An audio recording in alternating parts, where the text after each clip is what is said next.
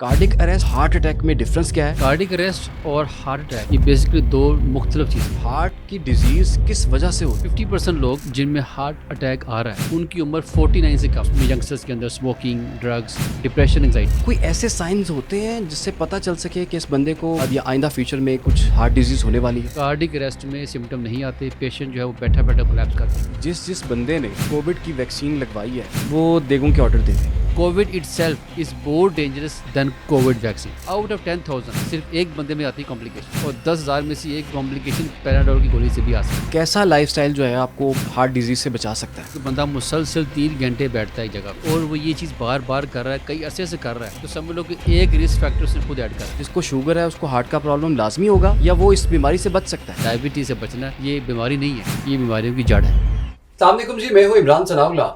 पाकिस्तान में हम आजकल बहुत से केसेस देख रहे हैं जिसमें नौजवान लोगों को हार्ट अटैक हो रहे हैं और सडन डेथ भी हो रही है। इसकी वजह क्या है और नौजवानों में इस किस्म की डिजीज़ का आना कितना ख़तरनाक है, आज के पॉडकास्ट में हम इसी पर बात करेंगे। आज पॉडकास्ट में हमारे साथ मौजूद हैं मारूफ कार्डियोलॉजिस्ट डॉक्टर शाहिद इकबाल साहब। अस्सलाम वालेकुम डॉक्टर साहब। वालेकुम सलाम। डॉक्टर साहब, बहुत बहुत शुक्रिया, आपने हमें वक्त दिया। सबसे पहले तो थोड़ा सा हमारे नाज़रीन को आप एजुकेट भी करें, ये कार्डिक अरेस्ट और हार्ट अटैक में डिफरेंस क्या है, क्योंकि लोग इसको दोनों को एक तरह से इस्तेमाल करें इसका इस्तेमाल, तो ये बताइए इसमें डिफरेंस है क्या और इसका इम्पैक्ट क्या होता है? सबसे पहले तो बहुत शुक्रिया आपका कि आपने एक अहम टॉपिक के लिए आज मदद किया। तो कार्डिक अरेस्ट और हार्ट अटैक ये बेसिकली दो मुख्तलिफ चीज़ें। कार्डिक अरेस्ट का मतलब यह है कि दिल का बंद हो जाना, अचानक से दिल ने काम करना छोड़ दिया, और इसमें जो सर्वाइवल के चांसेस बड़े कम होते हैं। जो हार्ट अटैक है इसमें आमतौर पर मरीज को होती है सीने में दर्द, दबाव, सांस का फूलना, बहुत ज़्यादा पसीने आना, और उसमें आमतौर पे वो अगर टाइमली हॉस्पिटल पहुंच जाते हैं तो बचाव के चांसेस बढ़ जाते हैं। उसकी आप देखें अक्सर जो आप किसी भी कार्डियोलॉजी डिपार्टमेंट को विजिट करेंगे हॉस्पिटल, तो अक्सर लोग जो वो इनको हुआ, सबको हार्ट अटैक हुआ है लेकिन वो स्टेबल है, अब उनको डिस्चार्ज भी कर देते हैं। अगर टाइमली रिपोर्ट हो जाते हैं उनका ट्रीटमेंट हो जाता है। मगर कार्डिक अरेस्ट के अंदर प्रॉब्लम ये है कि इसमें चूँकि वो फ़ौरन से पहले पेशेंट अनरिस्पॉन्सिव हो रहता है, बेहोश हो रहता है, गलोदगी इसमें आ जाती है, तो उसमें फिर वो CPR करवाता है, जो कि आगे हम डिस्कस करेंगे इंशाल्लाह इस बारे में। ठीक है। अच्छा डॉक्टर साहब, ये हार्ट की डिजीज़ किस वजह से होती है? ये जेनेटिक है या कोई हमारा लाइफस्टाइल ऐसा है या कोई डाइट हम अच्छी नहीं लेते जिससे हमारे हार्ट हेल्थ जो है मुतासर होती है? इसकी रीज़न क्या है? देखिए, एक recent study national institute of cardiovascular diseases NICVD Karachi की एक रिपोर्ट है, रिसेंट अभी पब्लिश हुई है, कि 50% लोग जिनमें हार्ट अटैक आ रहा है उनकी उम्र 49 से कम है। 49 से कम है? यस। तो किताबों के अंदर आज भी लिखा हुआ है पाकिस्तान के अंदर unfortunately pre mature coronary artery disease यानी वक्त से पहले आने वाली बीमारी बन चुकी है, और ये बीमारी मैं कहूँ कि 20 साल पहले आना शुरू हो गई तो ये बिल्कुल बचाओ, क्योंकि 50 साल की उम्र से पहले पहले बहुत सारे लोग जिसमें आ रही हैं, यंगस्टर्स अर्ली 30 40 के अंदर। उसका जो मेन बुनियादी वजह है वो हमारा तर्ज ज़िंदगी है, लाइफस्टाइल चेंजेस और हमारी डाइटरी हैबिट्स हैं, खाने पीने का तरीका और फूड सिलेक्शन, ये दो मेजर चीज़ें हैं। प्लस उसमें यंगस्टर्स के अंदर स्मोकिंग, ड्रग्स, इस तरह की चीज़ें जो हैं वो आई थिंक सर करो। प्लस इसमें एक और चीज़ मैं चाहूँगा वो है डिप्रेशन, एंजाइटी। ओके। अच्छा डॉक्टर साहब, अभी रिसेंटली एक वाक़या है, हमारे एक फॉर्मर कलीग भी हैं उसामा खान शेरवानी, वो बड़ा यंग बच्चा, उसको हार्ट अटैक हुआ और सडन उसकी डेथ हो गई। अब कोई ऐसे साइंस होते हैं जिससे पता चल सके कि इस बंदे को कुछ वक्त के बाद या आइंदा फ्यूचर में कुछ हार्ट डिजीज़ होने वाली है? देखिए, आम तौर पे इसका अगर तो ऐसे लोग जिनके अंदर already sugar, blood pressure, smoking, मोटापा या ख़ानदान में उनमें ख़ानदानी मसला है हार्ट अटैक का। अब अक्सर मिलेंगे ऐसे लोग भी जो कहेंगे हमारी फैमिली में चीज़ रन करती है, तो उनको ज़्यादा जो है ना वो ज़्यादा उसमें जो अलर्ट रहने की ज़रूरत है। ऐसे लोग जिनमें कोई रिस्क फैक्टर नहीं है, उसमें आम तौर पे जो इब्तदाई अलामात हैं वो ये कह सकते हैं कि उनका सांस का फूलना, लेथार्जी और इस तरह की अलामत हो सकती हैं, सीने में दर्द।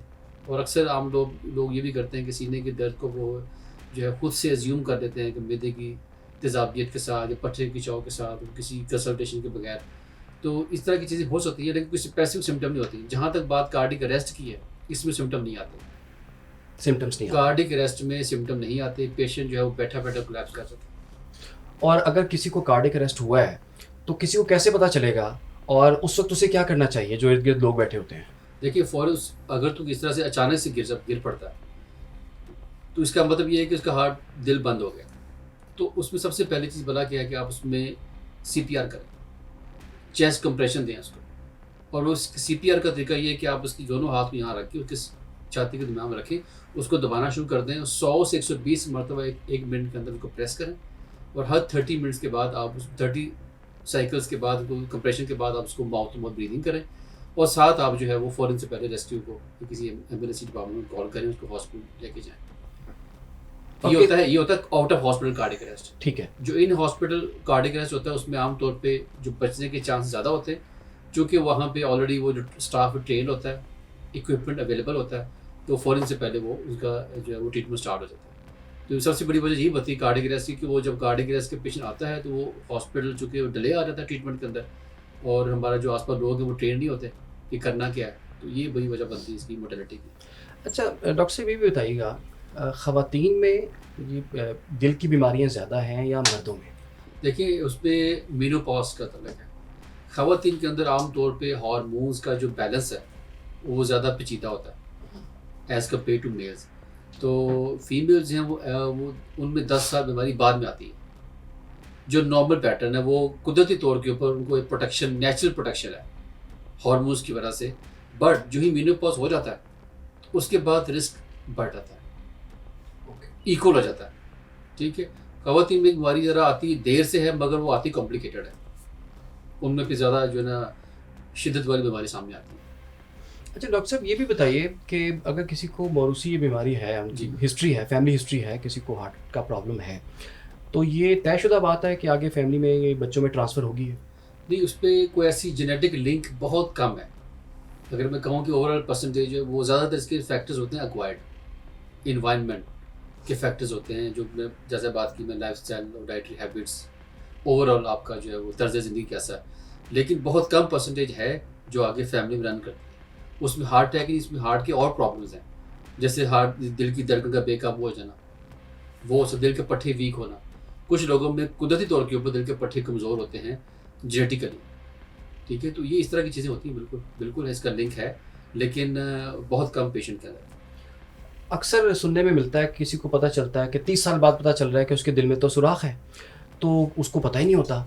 तो ये कैसे पता चल सकता है? क्या ऐसी सिम्पटम्स हैं, क्या ऐसे इशारे हैं? लोगों को तो पता ही नहीं होता। हम देख रहे हैं कि 30-30, 40-40 साल बाद जाके पता चलता है, कुछ लोगों को बाय बर्थ ही होती है। देखिए जो बाय बर्थ हार्ट के प्रॉब्लम्स होते हैं, जैसे कि उसमें होता है ये कि दिल में सुराख होना, या उसमें कोई दिल का किसी एक चैम्बर है सही काम नहीं कर रहा, या दिल की जो मेन शरीयाने हैं उनका कोई आपस में कनेक्शन सही नहीं लगा हुआ, तो ये चीज़ें जो है ना आमतौर पर पकड़ी जाती हैं। क्योंकि फौरी तौर पे अगर ये बीमारी ज़्यादा होगी तो जो छोटे बच्चे हैं ज़ाहिर है वो बता नहीं सकते कि अलामत क्या हैं। उनमें होंठों का नीला होना, ये हाथों के ये पपोटे होते हैं ये कि नीला होना, ठीक है, वो सही फीड नहीं देते, क्राई करते रहते हैं, तो ये बीमारी पकड़ी जाती है। उनमें ग्रोथ रुक जाती है, स्टटर्ड ग्रोथ होना शुरू हो जाती है। तो ये लेकिन बहुत कम ऐसे लोग होते हैं जो जिनमें इतना मामूली सा मसला होता है कि वो कभी उनको चेकअप की ज़रूरत ही नहीं पड़ती, वो नॉर्मल लाइफ गुजारते हैं। रूटीन का चेकअप के लिए गए तो पता चला कि जनाब एको की दिल का अल्ट्रासाउंड करवाया तो दिल में एक छोटा सुराख है जो बचपन से है, चूँकि उसने सिम्टम कॉज नहीं किया इसलिए वो सामने नहीं आई।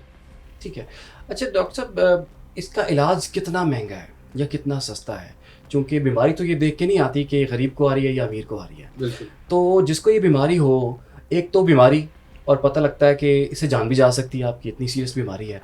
दूसरा एक और प्रेशर ये होता है कि इसमें पैसे बहुत लगते हैं। आप थोड़ा सा हमारे नाज़रीन को ये बताइए कि ये कितना महंगा इसका इलाज है, किस तरह से इसका इलाज होता है और क्या प्रोसेस फॉलो करना है हमने? देखिए एक तो अब अगर बात करें हार्ट अटैक की, उसमें तो ये कि फौरी तौर पे डिस्पिन की एक गोली है, 4 गोलियाँ क्लोपिडोग्रेल की होती हैं और एक जो है ना स्टैटिन कोलेस्ट्रॉल गोली, 5 गोलियों का एक एमरजेंसी बॉक्स हर घर में होना चाहिए।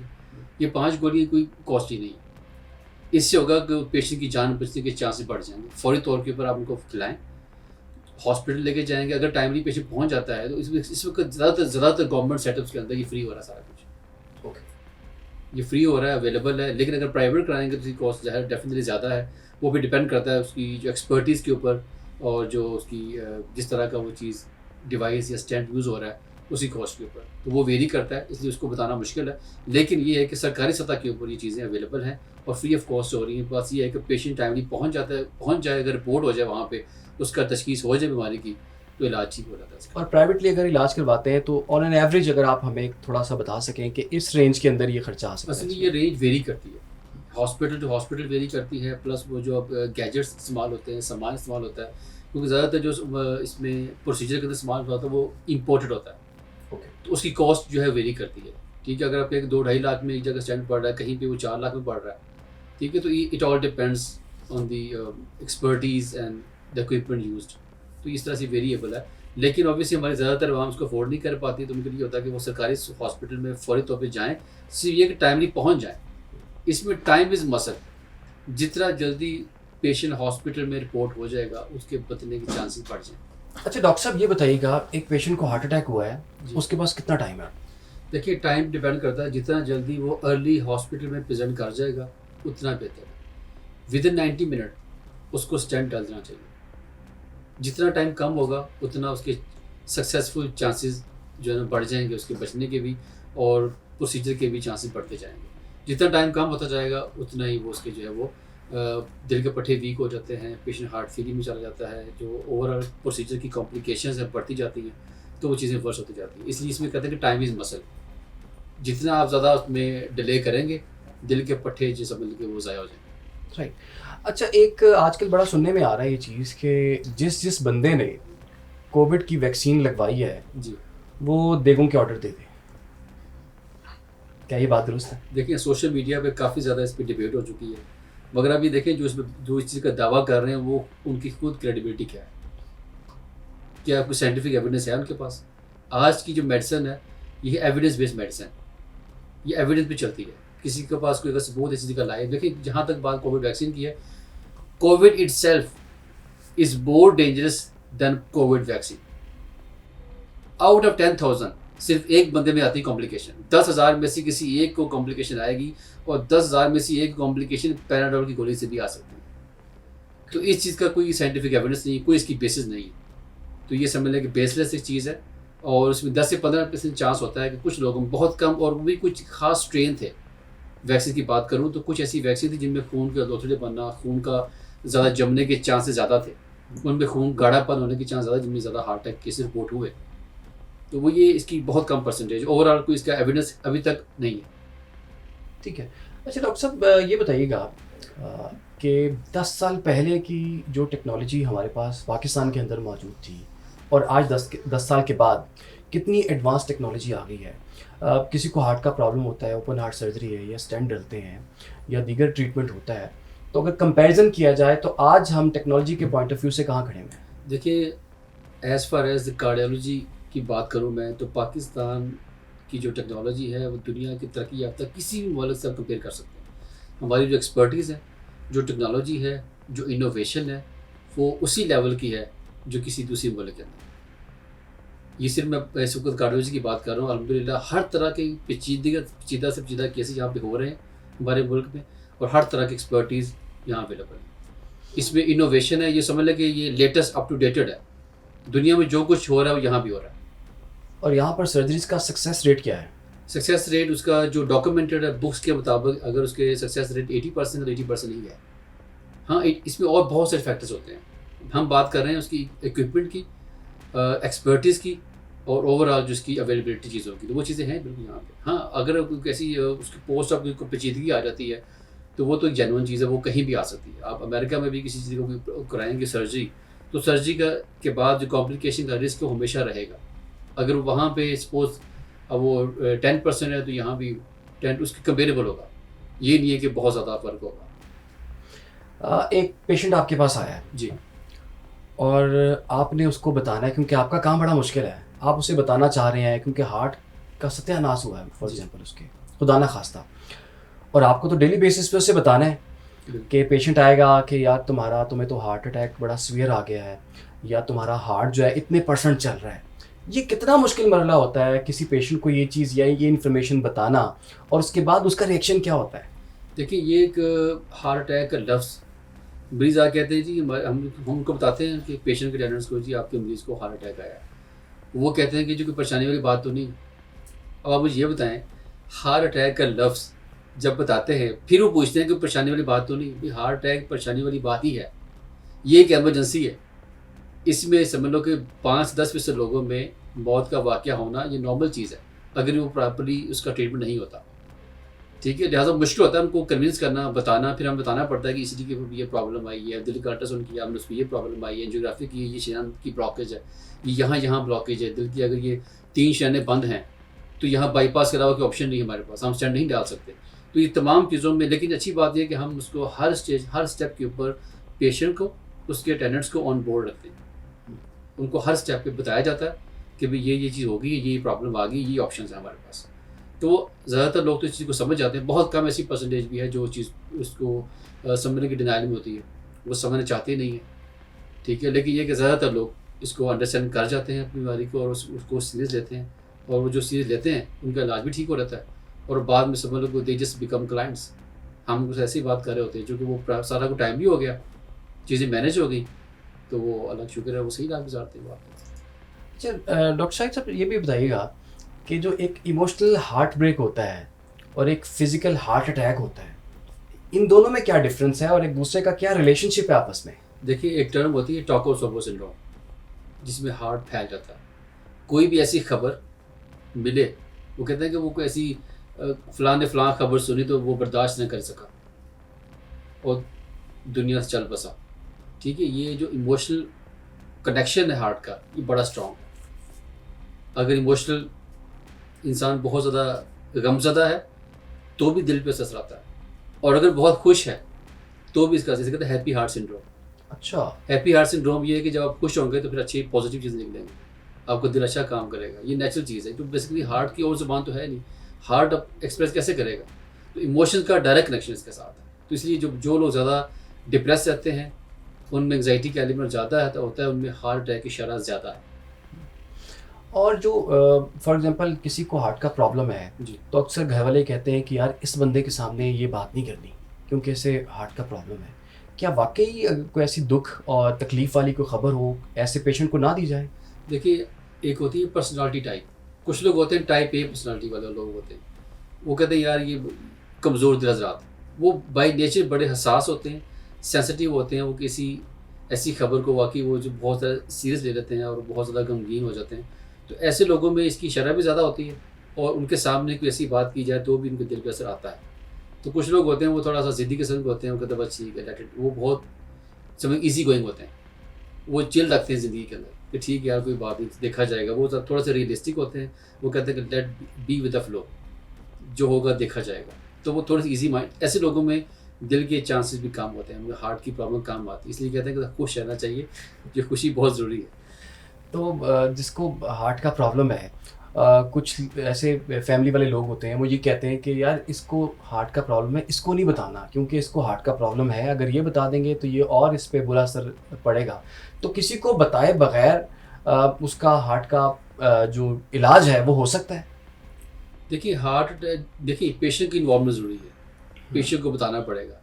एक हद तक तो हम ये चीज़ को, कुछ लोग कहते हैं कि आप ना पेशेंट से डिस्कस कीजिएगा, हमसे डिस्कस कर लीजिएगा, मगर मेडिकल की साइंस, हमारी मेडिकल एथिक्स ही कहती हैं कि अगर कोई पेचीदा चीज़ हुई है, कोई ऐसी सीरियस चीज़ है, तो हम पेशेंट को पूछे बगैर प्रोसीड नहीं कर सकते। हाँ, उस कंडीशन में कि मरीज़ की जान खतरे के अंदर है, उसकी जान जा सकती है और कोई आस-पास अवेलेबल नहीं है, तो फिर हम उसको प्रोसीड कर सकते हैं कि ऐसी सर्जरी जो उसके लिए लाइफ सेविंग है और वो करनी भी ज़रूरी है, लेकिन कोई अटेंडेंट भी साथ नहीं है, तो फिर वो इन दिस केस हम ये करते हैं। अदरवाइज नॉर्मली ये होता है कि हम पेशेंट से बताते हैं, उससे खुल के बात करते हैं कि ये आपको ये मसला है, ये आपके पास ट्रीटमेंट ऑप्शंस हैं और उनकी ये पेचीदगी है। तो फिर वो सोचते हैं, डिस्कस करते हैं और आके बताते हैं, और उसको ज़ाहिर कोई भी आपने ऑपरेशन करना है तो उससे पहले होता है कंसेंट।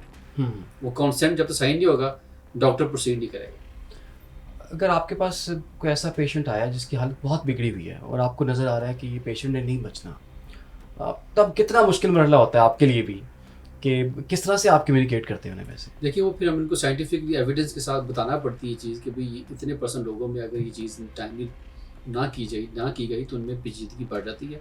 पेचीदगी में सबसे बड़ी पेचीदगी क्या है? मौत है। तो जब ये बताते हैं तो बहुत सारे लोग मान जाते हैं, वो कहते हैं ठीक है कोई इशू नहीं, आपका हमारे पास ऑप्शन कोई नहीं है, तो आप जैसे वो कुछ ऐसे होते हैं डॉक्टर साहब थोड़ी मर्जी है, तुसी करो जो करना है, उत्ते अल्लाह थले तुसी से। तो ऐसे लोग जो तवक्कल का लेवल ये होता है, फिर डॉक्टर साहब जहाँ जो भी डॉक्टर होता है वो बेस्ट एफर्ट करता है कि मैं इस पेशेंट की जान बचाऊँ। तो इस तरह से होता है सारा कुछ। अच्छा, ऐसे भी देखा है हमने कि कोई बंदा सोया हुआ है, सुबह उठा तो वो मौत मौत के मुंह में चले गया। जब रात के वक्त सोते सोते भी अगर हार्ट अटैक हो जाए, वो तो किसी फैमिली मेम्बर को नहीं पता चलेगा। देखिए, इसकी सबसे बड़ी वजह होती है आमतौर पे ऐसे लोग जो शुगर के मरीज़ हैं, शुगर का लेवल रातों में कम होता है, स्पेशली विंटर नाइट्स। लंबी रातें होती हैं, उन्होंने इंसुलिन लगवाई होती है, खाना कम खाया होता है, तो अर्ली मॉर्निंग के अंदर क्या होता है, जो दिन का आखिरी जो रात का आखिरी पहर होता है, सुबह से पहले, उस वक्त आपका कोर्टिसोल लेवल, स्ट्रेस हार्मोन बढ़ जाता है। और अगर उस वक्त शुगर का लेवल भी कम हो तो हार्ट अटैक के चांसेस कई गुना बढ़ जाते हैं। इसे कहते हैं साइलेंट एमआई।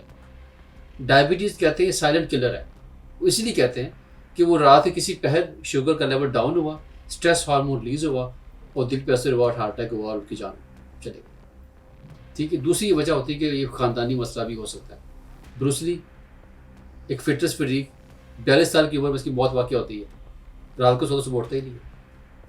ठीक है। तो ये इस बहुत ज़्यादा इसकी लिंकेज है आपस में। एक तो शुगर के साथ है, दूसरा जेनेटिक लेवल के ऊपर कोई ऐसी चीज़ हो सकती है जो फैमिली में रन करती है, वो सामने नहीं आती। तो बिल्कुल silent MI is very common. ये होता है अक्सर लोगों में, आपने सुना होगा कि वो रात को सोया सुबह उठा ही नहीं। तो ये चीज़ कॉमन है और ये भी हार्ट अटैक की वजह है। आमतौर पे इसकी जो देखने में आई है वो शुगर का डाउन होना है। ठीक है। अच्छा, आपने शुगर की बात की है, तो शुगर एक ऐसी बीमारी है कि उसके अपने अपने साथ बहुत सी बीमारियां लेकर आती है। जी। उसका इस हार्ट के साथ क्या ताल्लुक है? क्या वो जिसको शुगर है उसको हार्ट का प्रॉब्लम लाजमी होगा, या वो इस बीमारी से बच सकता है? देखिए, शुगर जिसको हो गई है ना, वो हार्ट अटैक से नहीं बच सकता। ये बात लिख लें आज, उसका क्लॉक शुरू रहता है। हाँ, ये हो सकता है कि वो इतना ज़्यादा डाइट कॉन्शियस है, अपना लाइफस्टाइल उसने बेहतरीन रखा हुआ है, मेडिसिन का नागा नहीं करता, प्रॉपर रेगुलर चेकअप करता है, वो डाइट के बारे में बड़ा कॉन्शियस उसका अच्छा है, तो फिर हो सकता है कि उसमें ज़्यादा देर के बाद आए। ये बहुत रेयर चांसेस हैं कि उसको डायबिटीज़ हो और ज़िंदगी के किसी हिस्से में हार्ट अटैक ना हो। इसलिए कहते हैं कि डायबिटीज़ से बचना, ये बीमारी नहीं है, ये बीमारियों की जड़ है। लाइफस्टाइल की आप बार बार बात कर रहे हैं, हमारे नाज़रीन के लिए आप थोड़ा सा लाइफस्टाइल बता भी दें कि वो कैसा लाइफस्टाइल जो है आपको हार्ट डिजीज़ से बचा सकता है। सबसे पहली बात ये है कि जो ज़्यादा बैठने की आदत है, ये छोड़ें। जो लोग ज़्यादा बैठते हैं, अगर कोई बंदा मुसलसल 3 घंटे बैठता है एक जगह पे और वो ये चीज़ बार बार कर रहा है, कई अरसे से कर रहा है, तो समझ लो कि एक रिस्क फैक्टर उसने खुद ऐड कर लिया। उसको शुगर भी नहीं है, ब्लड प्रेशर भी नहीं है, स्मोकर भी नहीं, कुछ भी नहीं है, लेकिन इसे ज़्यादा बैठने की आदत है। तो ये ज़्यादा बैठने की आदत कम करें। 30 मिनट वॉक आप लाजमी करें, जो कि और हफ्ते 5 दिन, जो कि बनते 150 मिनट्स पर वीक। मॉडरेट एक्सर्शन करें, हल्की फुल्की वर्जिश को अपना मामूल का हिस्सा बनाएं। 8 घंटे की डीप स्लीप करें, नींद लाजमी पूरी करें। सब्जियां, फल, सैलड का इस्तेमाल ज़्यादा करें। मैं कहता हूँ आपसे पेशेंट को कि वो रोटी कम कर दें, सैलड ऐड कर लें, सलाद की क्वालिटी बढ़ा दें। और 4 चीज़ें ऐसी सफ़ेद हैं जो नुकसान दें। 4 पॉइजन्स, सबसे पहले शुगर है, राइस है, चावल, रोटी, ठीक है, और घी। घी भी? यस। इसमें देसी घी और दूसरा? देखिए, घी है। हाँ, देसी घी ये कह सकते हैं, उसके नुकसान कम। अब देखिए, जब एक चीज़ अच्छी होती है ना, कोई चीज़ कहते हैं ये फ़ायदेमंद है, तो फिर हम लोग उसको दबा के इस्तेमाल करते हैं, तो क्वांटिटी बढ़ाते हैं। तो जब आप फ़ायदेमंद चीज़ को भी एक्सीड करेंगे ख़ास लिमिट से होगे, तो उसका भी नुकसान होगा। ठीक है। हाँ, ये है कोई नुकसान कम है, लेकिन है ज़रूर। इसलिए हम इसको डिस्करेज करते हैं कि प्रोसेस्ड जो घी है ना, वो कम से कम यूज़ करें। और घी और ऑयल में? उसमें समझ लें कि वो 19-20 का फ़र्क है। अगर वो भी आप उसमें एहतियात नहीं करते, पोर्शन कंट्रोल नहीं करते, तो डेफिनेटली उसका भी रिस्क होगा। ठीक है। अच्छा, डॉक्टर साहब ये भी बताएगा कि नींद का पूरा होना कितना ज़रूरी है हार्ट हेल्थ के लिए? देखिए, अगर आपकी 8 घंटे की नींद नहीं है, अमेरिकन हार्ट एसोसिएशन ही कहती है, अगर आपकी 8 घंटे की नींद पूरी नहीं है तो क्या होगा। मैंने पहले भी बात की थी कि अर्ली मॉर्निंग के अंदर स्ट्रेस हार्मोन बढ़ता है, कोर्टिसोल। तो जब नींद की खराबी होती है तो ये आपके उसके साथ इंटरफेरेंस करता है, तो वो कोर्टिसोल का लेवल इतना बढ़ जाएगा कि ब्लड प्रेशर, शुगर शूट करेगा आपका और हार्ट अटैक हो सकता है आपको। लिहाजा इसका डायरेक्ट लिंक कैसे, वो तमाम लोग जो कम सोते हैं या इंटरप्टेड उनकी स्लीप जो है वो कंटिन्यूस नहीं होती, या उनकी जॉब इसी है, उनको चाहिए कि वो इस चीज़ को थोड़ा सा देखें, इसका कोई हल निकालने की, वो नींद 6 घंटे निकालें। ये बहुत ज़रूरी है। अच्छा, ये जो कुछ लोग आपको पता है कि नाइट शिफ्ट भी करते हैं, कि आप बिल्कुल, डॉक्टर हैं, आप पे भी यकीनन बड़ी बिल्कुल। नाइट ड्यूटीज़ की होंगी। जो नाइट ड्यूटी करने वाला बंदा है उसमें कितने परसेंट चांसेस हैं कि उसको हार्ट का प्रॉब्लम हो सकता देखिए, है? ये बड़ा स्ट्रॉन्ग रिस्क फैक्टर है। यंगस्टर्स के अंदर ज़्यादातर हार्ट अटैक की वजह ये भी है कि वो रातों को जागते हैं, दिन को सोते हैं। एक तो ये जागना ये है कि वो मजबूरी के तहत जाग रहे हैं, चलिए वो तो किसी हद तक उनकी मजबूरी है, हम उसको जस्टिफाई, लेकिन अगर उनकी मजबूरी भी कोई भी जागना शुरू करते हैं, सोशल मीडिया का इस्तेमाल करेंगे, स्क्रीन टाइम ज़्यादा करेंगे, आपकी उसके अलावा जब ज़्यादा जागेंगे, ज़्यादा फास्ट फूड यूज़ करेंगे, ज़्यादा खाएँगे, तो वो चीज़ें फिर ये विशियस सर्कल है। तो कोशिश करें कि वो कहते हैं कि early to bed and early to rise, ये एक सुनहरा असूल है। अगर आप इसको मामूल बना लेंगे तो काफ़ी चीज़ें वैसी आपकी जो ना कंट्रोल हो जाएगी। तो फास्ट फूड तो आप आज तक बच्चे भी खा रहे हैं जी, बड़े भी खा रहे हैं, बुजुर्ग भी खा रहे हैं, तो इसका क्या रोल है इसमें? देखिए मैं बताऊँ कि पाकिस्तान इस वक्त दुनिया में सबसे ज़्यादा जो मोटापे के शिकार लोग हैं वो अमेरिका में, वर्जीनिया के अंदर। मगर पाकिस्तान में जो सबसे खतरनाक चीज़ है वो है बच्चों का मोटापा। बच्चों में फ्रेंच फ्राइज़ की भी आप बेतहा से इस्तेमाल कर रहे हैं, उसके अलावा जंक फूड बहुत इस्तेमाल कर, जितनी प्रोसेस्ड फूड होगी, जितनी उसमें प्रिजर्वेटिव्स होंगे, जितना उसका ग्लाइसेमिक इंडेक्स ज़्यादा होगा, जितनी शुगर की क्वांटिटी ज़्यादा होगी, वो उतनी खतरनाक है। लिहाजा इसको मैं ये कहता हूँ कि इसको पहली बात तो डिस्करेज करना चाहिए, कोशिश करें घर का खाना खाएँ, मगर अब ज़ाहिर है कि इसको फुल बैन तो नहीं कर सकते इस चीज़ को, तो जितना क्वांटिटी कम से कम रखें उतना बेहतर है। हार्ट के लिए अच्छे से फ्रूट्स अगर आप बता सकें हमें। देखिए, जितने भी अल्लाह के फल बनाए हुए हैं ना, वो सारे अच्छे हैं। जब बात आती है प्रोसेसिंग की, हम खुद उसमें प्रोसेसिंग करते हैं, प्रिजर्वेटिव्स ऐड करते हैं, स्टोर करने की कोशिश करते हैं, तो वो चीज़ नुकसानदेह होती है। प्लस जो लोग चीज़ों को स्टोर करते हैं, स्टोर करके लंबे अरसे तक रहते हैं फिर खाते हैं, वो चीज़ बहुत नुकसानदेह है। कोशिश करें कि थोड़ा खाएँ, फ्रेश खाएँ, क्वालिटी वाला खाएँ, वो आपके लिए बेहतरीन है। ताज़ा चीज़ आपके लिए बेहतरीन है, उसके नुकसान भी हमेशा कम होंगे, शुगर की मिकदार भी कम होगी और उसकी पेचीदगियाँ भी कम होंगी, वाक़ई आपके लिए वो हेल्दी होगी। अच्छा, एक और चीज़ जो कि हमें अपने माशरे में देखने को मिलती है, हार्ट पेशेंट हमेशा खौफज़दा रहता है, और जिसको अक्सर ऐसे भी हमने ये भी देखा है कि जिसको हार्ट का प्रॉब्लम हो गया एक दफ़ा, तो वो कहता है मैं अपने बहुत से काम जो है ना मैं अब निबेड़ लूँ। बच्चों की शादियाँ यार जल्दी करवा लो, मुझे पता नहीं ज़िंदगी का। हुँ। तो वाक़ई इतने रिस्क पे वो बंदा पहुँच चुका होता है कि वो बाकी मामला देख रहा होता है। देखिए, इसमें कोई शक नहीं कि हार्ट अटैक एक जानलेवा मर्ज़ है, मगर ये काबिल इलाज है। ज़रूरत इस अमर की है कि हम उनको अवेयरनेस दें कि भई ये चीज़ काबिल इलाज है। सिर्फ़ और सिर्फ़ उसको इतना पता होना चाहिए कि मैंने प्रॉपर इसका अपना इलाज करवाना है, वो अपनी इस बीमारी को संजीदगी से लें। तो बाकी ये कि वही बात है कि 5 से 10% लोगों में पेचीदगी आती है, वो कौन से लोग होंगे हमें नहीं पता। हमारे वो पेश आता है, हम नहीं जानते वो कौन है, हम तो जानते भी नहीं होते उनको। पब्लिक हॉस्पिटल में काम कर रहे हैं तो आप उनको ट्रीट कर रहे हैं irrespective of age, region, whatever the background is. लेकिन उसके अंदर कुछ लोगों में पेचीदगी आती है, जिनमें आती है उनमें और कोई ना कोई रिस्क फैक्टर होते हैं। हो सकता है उनकी शुगर अनकंट्रोल्ड हो, डायबिटीज़, उसके अलावा ब्लड प्रेशर अनकंट्रोल्ड हो, स्मोकिंग का इस्तेमाल। कुछ लोग हार्ट अटैक हो गया और सिगरेट नहीं छोड़ते, वो कहते ज़िंदगी मौत अल्लाह दे वाले, तो बस ठीक है पीते जाओ। तो ये चीज़ बड़ी खतरनाक है। अच्छा डॉक्टर शाहिद साहब, ये भी बताइएगा कि अमीरों को ज़्यादा ये हार्ट अटैक होते हैं या गरीबों को? आज से 10-20 साल पहले की बात करें तो ये अमीरों में ज़्यादा थी, आज दोनों में ज़्यादा है। बीमारी का हजम बढ़ गया, दोनों में ज़्यादा है। चूँकि ये चीज़ देखिए, फ़ास्ट फूड, अगर आप कोई भी चीज़ एक्सेस है ना, वो सस्ती है।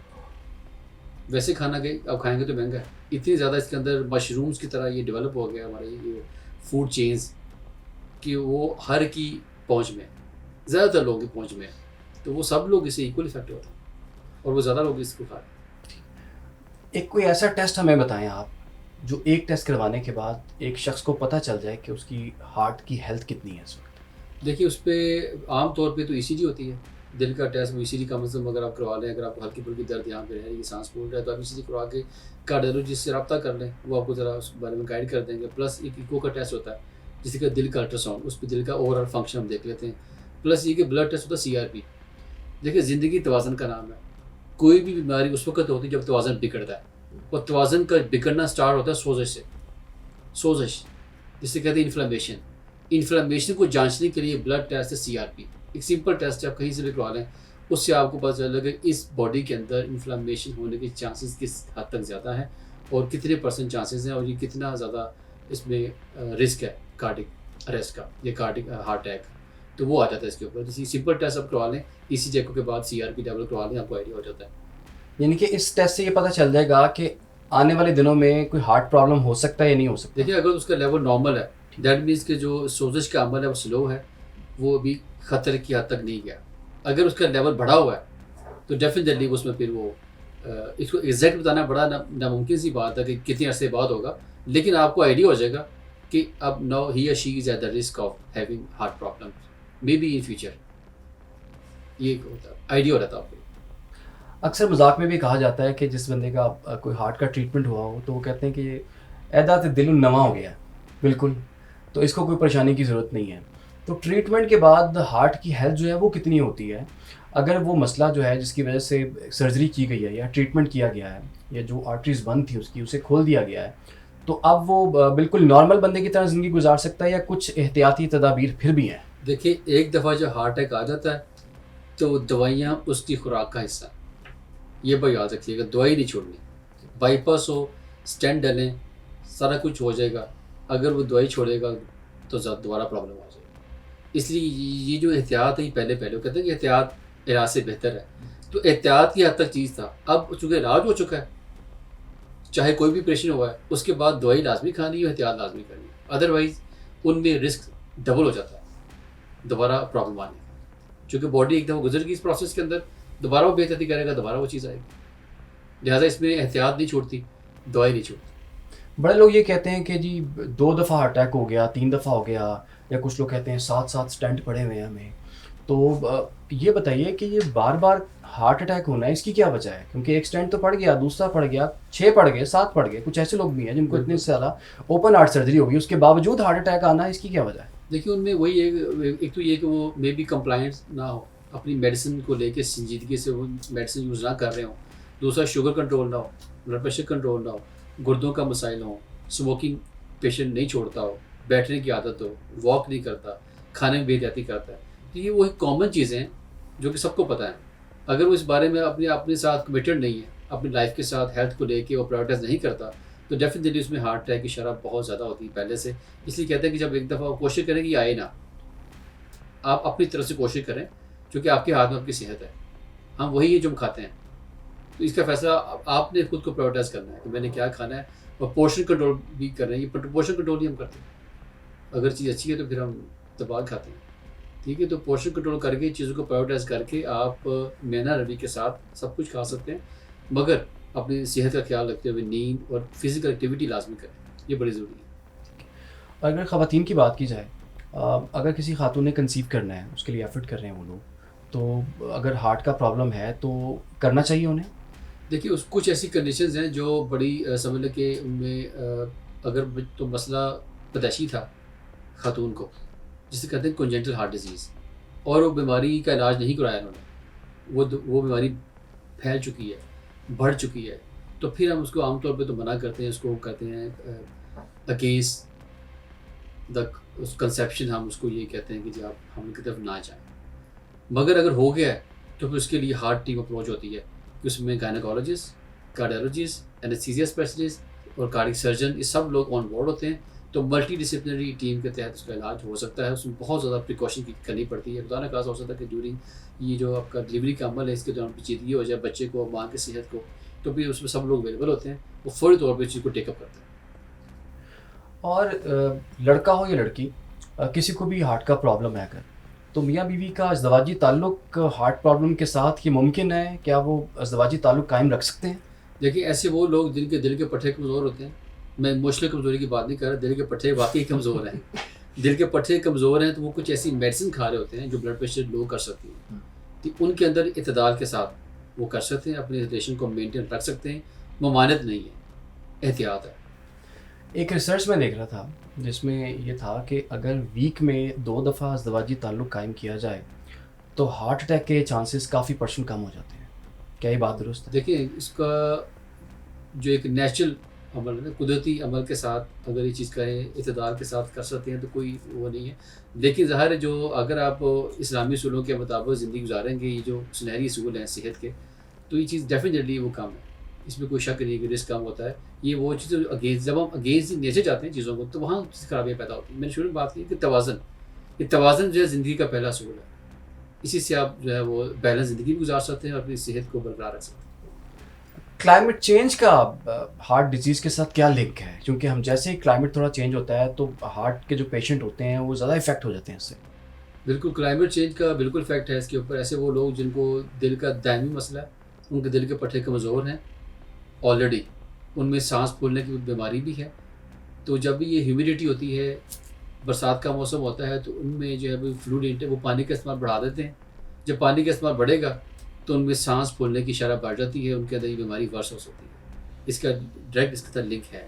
इसलिए उनको ज़्यादा एहतियात की ज़रूरत है कि जब भी मौसम में तब्दीली आए वो फ़ौरन से पहले डॉक्टर से रुजू करें, ताकि वो हो सकता है कि उसकी दवाई कम ज़्यादा करनी हो, उसमें कोई चेंजेस लानी हो, या खाने पीने में एहतियात, पानी कितना इस्तेमाल करना है, वो फ़ौरन से पहले चेंजेस डॉक्टर साहब को बता देंगे, तो उससे वो बीमारी कंट्रोल रहेगी। अच्छा डॉक्टर साहब, ऑन अ लाइटर नोट ये पूछना चाहूँगा आपसे कि लोगों को अगर मोहब्बत में नाकामी हो जाती है और उसका इफ़ेक्ट भी दिल पे ही होता है, दिल टूट जाना जिसे कहते हैं। बिल्कुल। दिल टूटना क्या होता है और उसका हार्ट हेल्थ हेल्थ पे क्या असर पड़ता है? देखिए, मैंने शुरू में बात की थी कि ऑन अ लाइटर नोट कि इमोशंस का तल्लक डायरेक्टली हार्ट के साथ है। जितने भी शोरा गुजरे हैं, उन्होंने क्यों उसको दिल को बार बार बाहर, शायरी के हर शेर के अंदर जब उसको उन्होंने इसमें गज़लें लिखी, कते लिखे, तो वो इसकी वजह ये है कि ये चीज़ प्रूवन है कि इमोशनल आउटब्रेक, ठीक है, उसका ताल्लुक दिल की सेहत के साथ है। कुछ लोगों में वाकई दिल फैल जाता है, कुछ में टूट जाता है। लिहाजा इसलिए कहते हैं कि आपको इमोशनली स्टेबल होना बड़ा ज़रूरी है। तो ये इसका बिल्कुल लिंक है। ऐसे लोग जो इमोशनल आउटब्रेक से गुजरते हैं, कुछ लोग उसको बर्दाश्त नहीं कर पाते। अक्सर देख रहे होते हैं छोटा-छोटा बच्चा जो है वो कह रहा है कि मुझे टेंशन हो गई है, मेरा हार्ट बीट जो है बड़ी तेज़ या बेतरतीब हो गई है। बड़े बुज़ुर्ग भी ऐसी बातें कर रहे होते हैं। तो इसकी क्या कोई एक्सरसाइज़ेज़ हैं, कोई तरीकाकार ऐसा है कि हम अपने दिल को थोड़ा-सा देखिए, स्ट्रॉन्ग कर सकें? पहली बात ये है कि यंगस्टर में ये दिल की धड़कन ज़्यादा क्यों होती है, बेकाबू क्यों होती है, उसमें जो है बेतरतीबी क्यों आती है। यंगस्टर्स के अंदर स्मोकिंग, कॉफ़ी का बहुत ज़्यादा इस्तेमाल, चॉकलेट का बहुत ज़्यादा इस्तेमाल, ऐसी चीज़ें को इस्तेमाल जिनमें कैफ़ीन की मिकदार ज़्यादा है, वो ज़्यादा इस्तेमाल करते हैं, उनमें दिल की धड़कन बेकाबू हो जाती है। अगर बड़े लोगों की बात करूँगा तो उसमें ऑलरेडी चूँकि वो हार्ट के पेशेंट होते हैं, उनके अंदर वो हार्ट अटैक की वजह से वो दिल के अंदर भी इलेक्ट्रिकल सर्किट होता है। तो जब हार्ट अटैक आता है वो भी मुतासर होता है। उसका मुतासर होना ये शो करता है कि उसमें बीमारी की शिद्दत बहुत ज़्यादा है। जहाँ तक दिल का अटैक हुआ, दिल की शरीयान बंद थी, वो खुल गई, उसमें जो चांसेस हैं वो बेहतर हैं सर्वाइवल के। अगर उसमें इलेक्ट्रिकल सर्किट डिस्टर्ब हो गया ना, तो ये बहुत बड़ी वजह है। कार्डियक अरेस्ट की बहुत बड़ी वजह इलेक्ट्रिकल सर्किट का डिस्टर्ब होना है हार्ट अटैक के बाद। लिहाजा इसलिए ये चीज़ बहुत ज़रूरी है, क्योंकि इसकी नॉलेज हो कि आपने जो है कैफ़ीन का इस्तेमाल कितना करना है, पानी कितना इस्तेमाल करना है, और ये सब चीज़ें, वो दवाई का नागा नहीं करना। अक्सर लोग कॉफ़ी पीते हैं जी, वो कहते हैं बड़े फ़ायदे हैं इसके। कॉफ़ी कैसी है हार्ट के लिए? देखिए, ये फैटी लीवर की हम कल ही बात कर रहे थे एक जगह पे, तो उसमें ये फैटी लीवर जो है, ये आप देखेंगे आप में से कितने लोग हैं जो देखने में बिल्कुल सेहतमंद लगते हैं, अल्ट्रासाउंड कराया तो फैटी लीवर आ गया। वो कहते हैं सर ये तो ठीक है, नॉर्मल रिपोर्ट है, अनरिमार्केबल फाइंडिंग्स हैं, फैटी लीवर है, वो तो हर एक का आया हुआ है। मगर फैटी लीवर जो है, ये इस टिप ऑफ द आइसबर्ग, यहाँ से बीमारी की शुरुआत होती है। फैटी लीवर की वजह से आगे फिर चीज़ें इतनी कॉम्प्लिकेट हो जाती है कि यहाँ पे एक तरफ कार्डियक अरेस्ट, हार्ट अटैक का आना, और दूसरी तरफ जिगर का फेल हो जाना। कहाँ स्टार्ट हुआ? फैटी लीवर से। फैटी लीवर बहुत स्ट्रॉन्ग रिस्क फैक्टर है।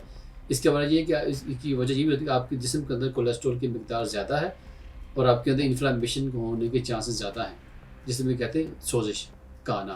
तो इसलिए इसको सीरियस लें और फ़ौरन से पहले आप डॉक्टर से रुजू करें और इसको जो है इसका इलाज शुरू करें प्रॉपर। अगर कोलेस्ट्रॉल वाकई ज़्यादा है, उसकी दवाई शुरू करें, और अल्ट्रासाउंड के बाद आप कुछ जिगर के टेस्ट करवाएं, कहीं जिगर के सिकुड़ने के चांसेस तो नहीं है। तो फैटी लीवर जो बहुत बड़ी स्ट्रॉन्ग रिस्क फैक्टर है इसका, इसलिए शुगर, ब्लड प्रेशर, स्मोकिंग के बाद अब ये भी रिस्क फैक्टर ऐड हो गया। जिसका फैटी लीवर है उसको भी जो है हम कहते हैं कि रिस्क फैक्टर है, इसमें हार्ट अटैक की चांस ज़्यादा है। ठीक है। डॉक्टर साहब, आखिर में लोगों के लिए आपकी तरफ से एक मैसेज, चूँकि हम देख रहे हैं कि हार्ट का प्रॉब्लम पाकिस्तान में बहुत ज़्यादा है और हर एज ग्रुप में हम देख रहे हैं कि उसमें ये जो इसका मर्ज़ जो है वो बढ़ता जा रहा है। पाकिस्तान में ये क्यों हो रहा है ऐसा, और इससे बचने के लिए हमें क्या करना होगा? देखिए, आम लोगों के लिए मेरी यही रिक्वेस्ट है कि एक तो खुदारा सेहत को अपनी तरजीहात में शामिल करें। जब आप इसको तरजीह बनाएंगे, आप पानी का इस्तेमाल प्रॉपर करेंगे, नींद प्रॉपर लेंगे, हिफ़्ज़ाने सेहत के उसूलों के मुताबिक पोर्शन कंट्रोल करेंगे, सब्जियाँ, ताज़ा सब्जियाँ, फलों और सैलड का इस्तेमाल ज़्यादा करेंगे तो डेफ़िनेटली आप सेहतमंद रहेंगे। और इसके ऊपर एक बहुत ही शायर ने क्या को कहा था कि सोचों के बदलने से निकलता है नया दिन। हाँ, सोचों के बदलने से निकलता है नया दिन, सूरज के चमकने को सवेरा नहीं कहते। तो ये जो वाह, वाह! ये अमल है कहाँ शुरू हुआ? दिमाग से। आज सोच को बदलें, अपनी सेहत को तरजीहात में शामिल करें और खुश रहें हमेशा के लिए। यही आप सबके लिए मैसेज है और यही दुआ है। थैंक यू डॉक्टर साहब, बहुत-बहुत शुक्रिया आपने हमें वक़्त दिया। Thank you sir. वेलकम।